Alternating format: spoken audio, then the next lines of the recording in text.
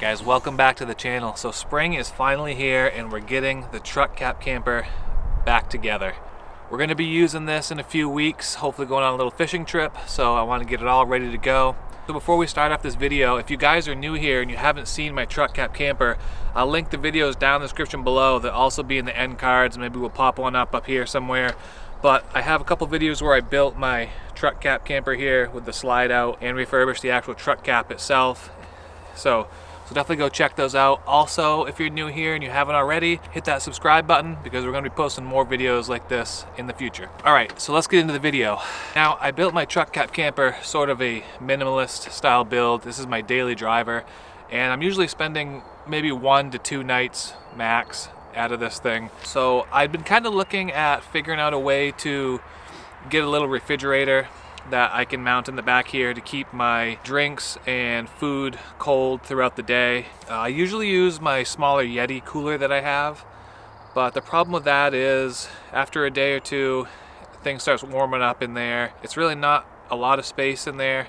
So kind of researching the portable refrigerator route. I was lucky enough to have a company reach out to me and actually offer me one of their refrigerators, and I have it here with me today, and that's what we're going to be going over and installing. So check this out. Hold on a second, let me grab it. So check this out, guys. So this is the ICECO JP42. It's a 44.3 quart 3-in-1 fridge, cooler, freezer. Let's just go over this cooler. I'll show you guys a little bit what it is, and then we'll get it in the truck and try it out. Pretty decent sized cooler. The refrigeration unit, motor and compressor and all that stuff is up front here. But it's got a nice solid lid on here with these rubber handles, kind of like a Yeti has, same type of concept. They lock down really nice. You flip it up and you have a really nice tight rubber seal around here. On the top here we have a couple drink holders and another spot to put, I don't know, something else. But it's kind of handy to have when you're cooking, just to have some flat surfaces or places to put some sodas while you're cooking. And I think we're going to be using that quite a bit. You guys can see there's plenty of room in here, and we have this little storage basket where you can put stuff in. You can see there's a watermark here. You can actually fill this up with water to that line, freeze it inside of here, and then you have ice for days, I assume. That will keep your food cold if you don't have power to run this thing. It's got 2 nice handles on the side so you can carry it around, which also have slits to run a strap, which is what we're going to utilize to hook this thing into our truck today. Now, ICECO actually makes those sliding trays that you can mount their coolers onto that go in the back of your vehicle, and then you can slide the cooler in and out on a track system. But I don't believe they make one for this yet. Thought about making one myself for this, but I'm going to be taking it in and out a lot, and honestly I probably won't have it in my truck all the time. So having it removed really easily and leave my floor space nice and clean is what we're going to do. We're just going to use some straps. So we're just going to mount this with these straps right here. I can link these down in the description below. They come pretty long and I just cut them, and that's what we're going to use. So as far as powering this thing, I have 2 options here. The Tacomas have a AC outlet in the back of the truck here, so I can plug this fridge right into that if I wanted to. The cool thing about this refrigerator, in the settings you can adjust it, but it doesn't allow you to fully drain your battery in your vehicle, so you don't get stranded somewhere. You still have enough juice to turn over the vehicle and get it started. It'll shut off the refrigerator before you drain your battery. I think when I'm going on a trip, if I'm going to be driving for hours, I'll have this plugged right into my truck and let it run off my truck battery. And once I get off grid and I'm doing some camping, for now what I'm going to be using is going to be my LiPower PA300 power station. It's a pretty small little power station, as you can see, but that's all I have right now. I'm going to hopefully upgrade this to a larger one, but this thing is pretty sweet. I use it to charge all of my camera gear, my cell phones. I run lights in my truck with this thing, and it lasts days and days and days on a single charge. Curious to know how long it will run this fridge for, because if it can run it for over 24 hours, it'll be perfect for this application. And I think it might do that, but we're going to test it in this video. I'll leave a link for this down in the description below. It's a pretty cool little unit here. You can see you got AC plugs, you've got USB plugs. They also give you a 12-volt plug that goes into this, and there's a nice bright light on the back. So it's a pretty handy thing. It's pretty lightweight, and I'm going to be using this ice fishing to run my shack lights and charge all my cameras and cell phone and stuff. So pretty cool little unit here. All right, let's get this thing mounted in here.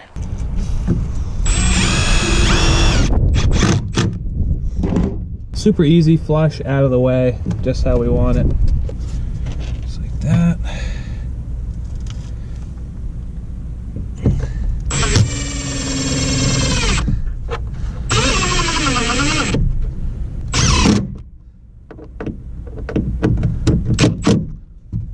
Now all we gotta do is put these straps on. So run these right down through there and out through here. Like that. Just like that. Tighten it down, and then we're gonna cut this at a bit of an angle.